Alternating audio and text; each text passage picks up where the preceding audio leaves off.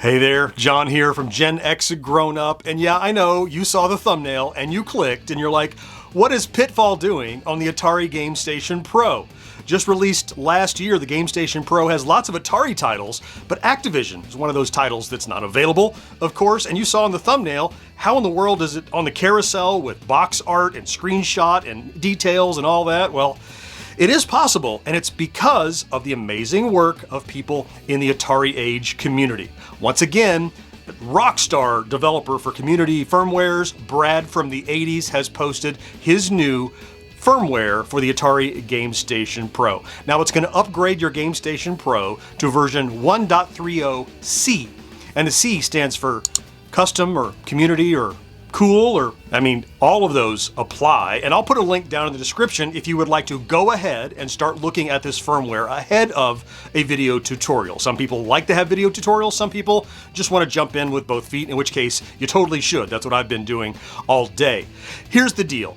You're going to flash the firmware the same way you did to update to version 1.30. I have a video for that I'll link up in the corner. And once you do that, it's going to bring all the materials from the internals of the GSP and dump it onto the SD card. And then you have the ability to go in and customize the entire interface and change what games are listed, what ROMs they reference, the description, the images, all of that. So as an example of what you can do, so I took just a few games. It takes a lot of work to create all the images and everything and find them, but I upgraded just a few games in the Atari 2600 library, and look what I have. So real quickly, let me show you what becomes possible with this new community firmware. If I hop over here to 2600, come down and browse. Now there are several titles now in line that didn't used to be in this carousel. Oh look, there's Donkey Kong, for example.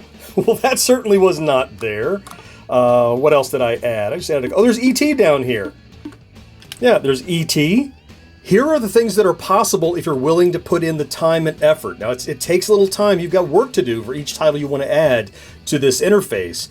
But as you can see, I've added a box cover, I've added a screenshot, I've added the logo up here. All those are available.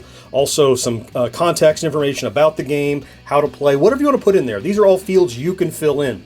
And it looks fantastic. So look, I have Space Invaders here. I did a Pitfall, right? So it kind of details a little bit about Pitfall. I don't know if I got all the information right. I was just kind of populating this. The logo looks fantastic up there. There's Pac-Man. I threw in a real Pac-Man logo from the arcade, box cover, screenshot, some details about the game. Donkey Kong, of course, one of my favorites, another huge bestseller for the 2600, and one that people kept shouting about. How come that was not on here? Well, it is if you'll put in a little bit of work with this new firmware. E.T., the extraterrestrial.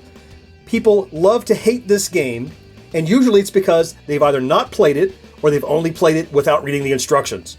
Now, I didn't put the whole instructions here, of course, but you can put whatever information you want on these sides, whatever the artwork is. You can put your own picture here if you want to, you know, your smiling face if you would like to. And of course, jump into the game.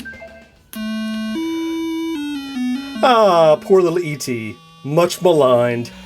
Now again, this is not my full tutorial. I'm working on that, but I wanted to go ahead and get the word out for those that had not heard. What you should know is that if you choose to flash the firmware, your GSP will continue to work the way it did if you don't do anything else. Now you can start working on the SD card, you can dump all the data, start doing the tinkering like you saw I did, but if you pull the SD card out, once more, your GSP will just keep operating the way it did as if you didn't have an SD card inserted. Very much the way Brad set up his new firmware, his custom firmware for the AtGames Flashback Atari Gold last year. So really good development work over there. The Atari community over at Atari Age is just amazing. So let me know in the comments, are there specific questions about this new firmware that you'd like me to try to ask? It's a big undertaking and a lot of details to get in, but I will look at your comments and I will see what I can do to answer some questions. It certainly is a DIY project. It's not just dump a bunch of files and it's magically working right now. Maybe one day it will be, but at the moment, it's kind of a tinker fest. So anyway, in the meantime, I'll throw some links over my shoulders here and here to some other Gamestation Pro videos I've done recently. For now, I got to get back to work on that tutorial. I'll talk to you soon. Bye-bye.